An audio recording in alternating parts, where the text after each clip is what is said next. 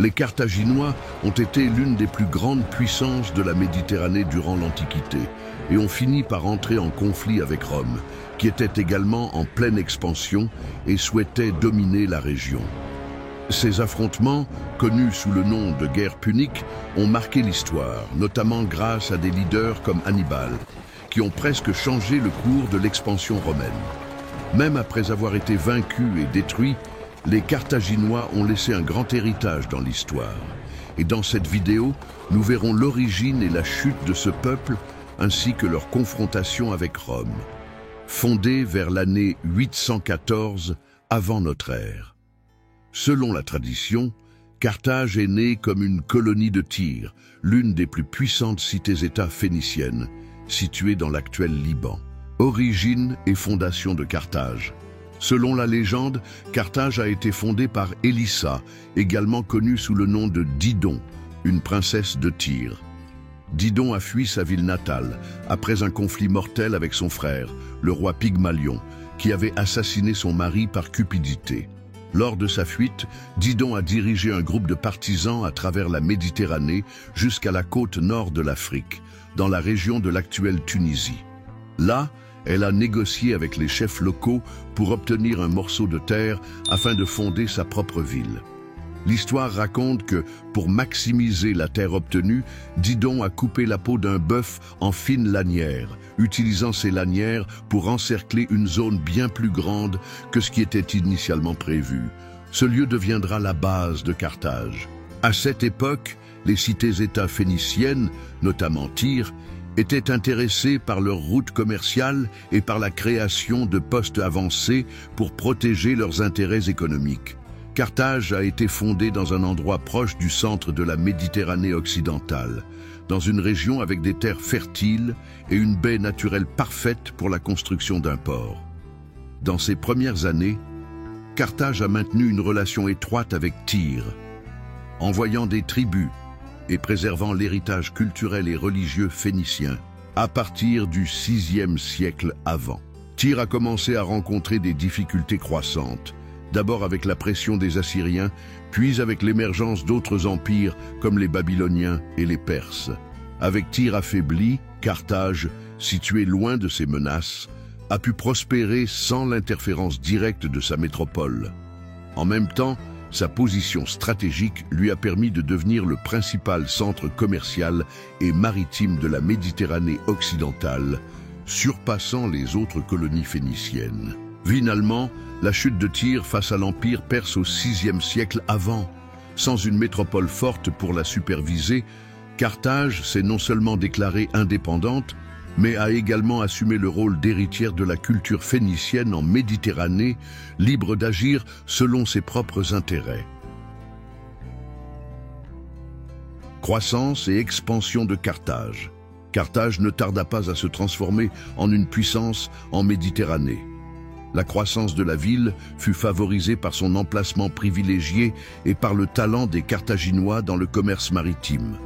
Pratiquement tous les navires qui voyageaient entre l'Europe, l'Afrique et le Moyen-Orient passaient près des eaux de Carthage. Les Carthaginois ont tiré parti de cette position pour contrôler le commerce dans la région. Ils ne se contentaient pas de transporter des marchandises, mais produisaient également des biens pour l'exportation, tels que la céramique, les textiles et les produits alimentaires transformés, y compris l'huile d'olive et le vin. En plus du commerce, les Carthaginois se sont distingués par leur talent en navigation, héritant des connaissances des Phéniciens. Ils ont développé des navires rapides et résistants, ce qui leur permettait d'explorer des terres lointaines et de maintenir des routes commerciales sûres. Ils ont également atteint la péninsule ibérique, où ils ont découvert des mines riches en argent et navigué le long de la côte africaine, établissant des relations commerciales et des postes avancés.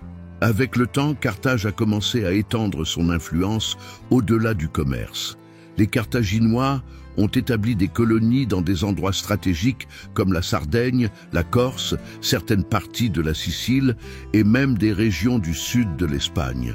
Ces colonies servaient de point de soutien pour leurs navires, leur permettant de contrôler les routes commerciales et d'exploiter les ressources locales comme les minerais et les terres fertiles. Dans le nord de l'Afrique également, Carthage a grandi.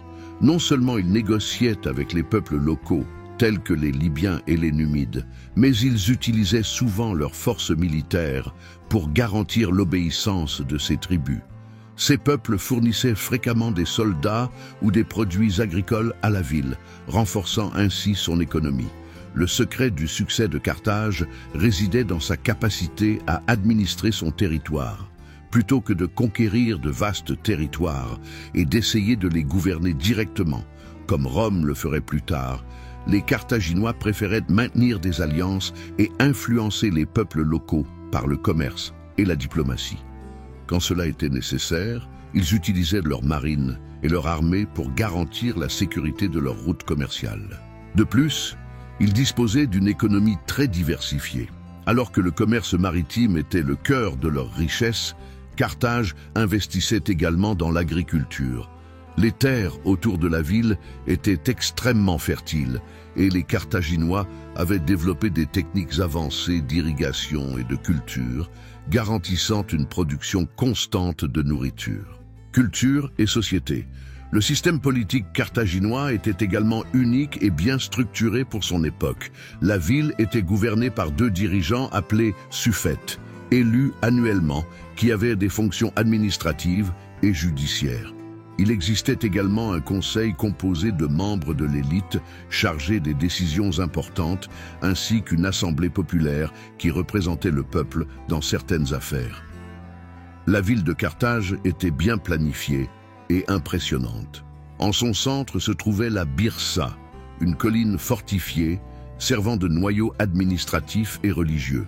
Autour s'étendaient des quartiers résidentiels, des marchés et des ateliers. L'un des aspects les plus célèbres de Carthage était son port, considéré comme l'un des plus avancés du monde antique. Il comprenait une partie commerciale pour les navires marchands et une autre militaire, où étaient amarrés les navires de guerre. L'organisation et le design de ce port étaient si impressionnants qu'il fut considéré comme une merveille d'ingénierie. La langue officielle était le punique, un dialecte phénicien. Cependant, comme Carthage était une ville cosmopolite, de nombreuses personnes y parlaient également le grec, le libyque et d'autres langues. L'écriture punique était principalement utilisée pour les documents commerciaux et religieux. Relations de Carthage avec d'autres peuples, les relations de Carthage avec d'autres civilisations furent essentielles à sa croissance et à sa position de puissance méditerranéenne. Avec les Grecs, les relations étaient marquées par une rivalité. Les 2 peuples se disputaient la domination de la Méditerranée, le contrôle des routes commerciales et des colonies stratégiques, notamment en Sicile, où ils menèrent une série de guerres au fil des siècles.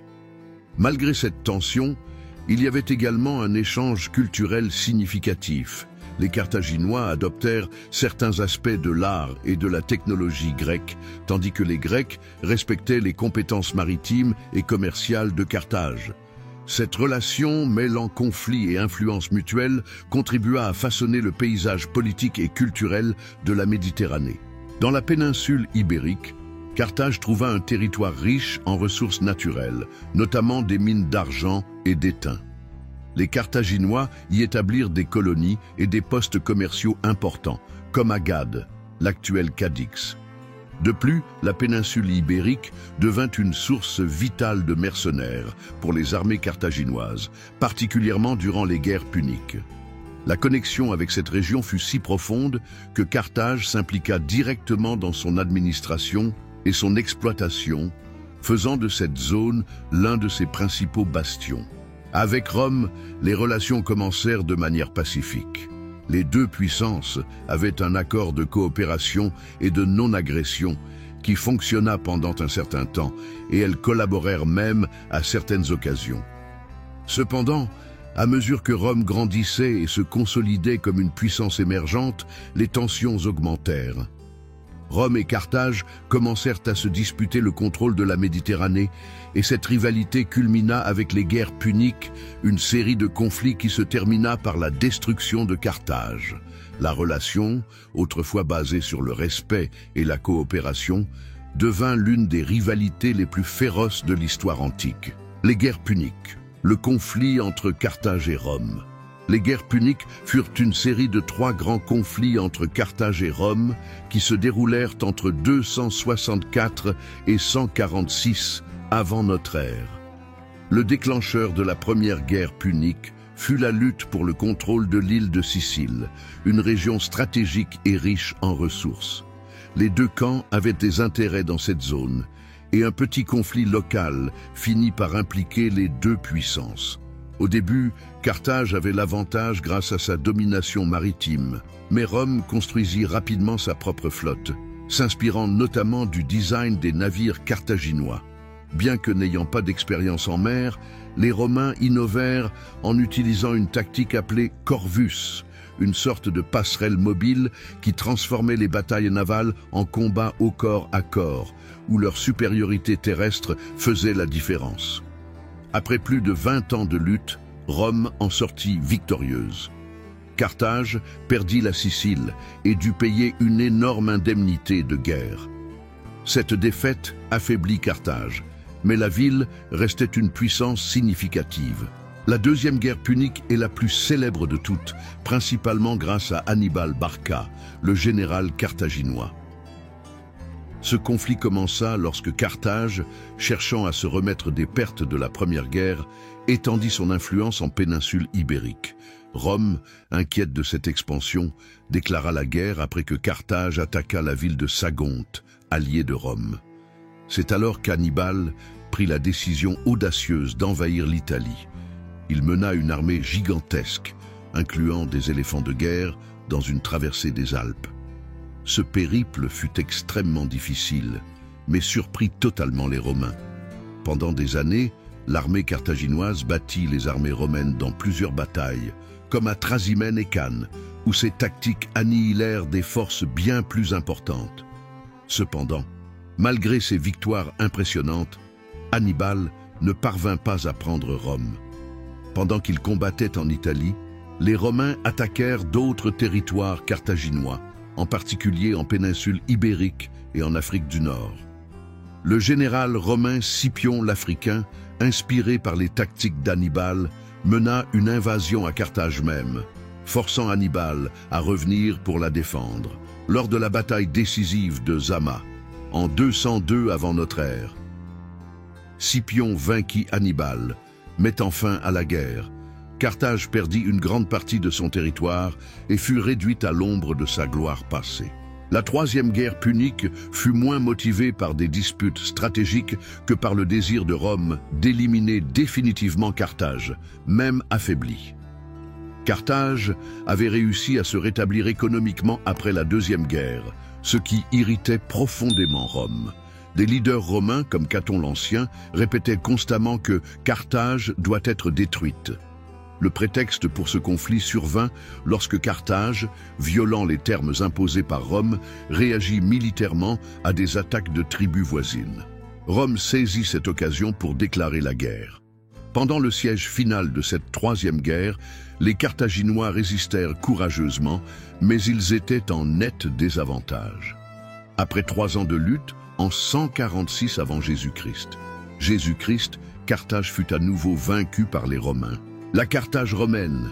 Et cette fois, les Romains ne se contentèrent pas de détruire la ville, ils vendirent aussi sa population en esclavage et, selon la légende, salèrent ses terres pour les rendre stériles, bien que cette partie relève davantage du mythe que de la réalité historique. Après la guerre, le territoire de Carthage fut transformé en province romaine d'Afrique. La région devint l'une des principales sources de céréales pour la République romaine. De nombreux Romains s'y installèrent, créant des fermes et des villages, tandis que l'ancienne Carthage resta en ruine pendant plus d'1 siècle. Ce n'est qu'à la fin du 1er siècle avant Jésus-Christ que Carthage reprit vie. Jules César, conscient du potentiel stratégique et économique de la région, envisagea de reconstruire la ville. Après sa mort, l'empereur Auguste poursuivit ce projet, fondant une nouvelle ville sur les ruines de l'ancienne Carthage. Cette renaissance transforma Carthage en l'une des plus grandes villes de l'Empire romain. La nouvelle Carthage devint rapidement un centre administratif et économique important. Comme une ville romaine typique, elle fut aménagée avec des rues droites, des forums, des temples et des amphithéâtres, selon le modèle des villes impériales de l'époque. Carthage prospéra en tant que métropole cosmopolite, devenant la capitale de la province d'Afrique et rivalisant en richesse et en importance avec d'autres grandes villes de l'Empire, comme Alexandrie et Antioche. La fin de Carthage. Cependant, bien qu'elle ait prospéré sous la domination romaine, Carthage commença à décliner avec la crise de l'Empire au XIe siècle après J-C. La ville fut saccagée par les Vandales en 439, devenant la capitale du royaume vandale. Sous leur domination, Carthage perdit une partie de son importance économique et culturelle, mais conserva une certaine influence régionale. Au VIe siècle, l'Empire byzantin reconquit la ville lors des campagnes de Justinien, mais Carthage n'était déjà plus la même. Le coup fatal survint avec l'invasion arabe à la fin du siècle, qui entraîna l'abandon définitif de la ville en tant que centre de pouvoir. Dès lors, Carthage devint un symbole de grandeur passée, étant progressivement oublié, tandis que de nouvelles villes s'élevaient autour d'elle. Aujourd'hui, les ruines de Carthage sont un site archéologique majeur, faisant d'elle l'une des grandes cités du monde antique. Alors, si vous avez aimé en apprendre davantage sur l'histoire du peuple carthaginois, je vous laisse ici à côté une autre vidéo, cette fois sur l'histoire des Samnites. Si vous ne l'avez pas encore vue, cliquez dessus, cela vaut vraiment le coup. Et si vous avez aimé cette vidéo, n'oubliez pas de laisser un like et de vous abonner à notre chaîne. On se retrouve dans la prochaine vidéo.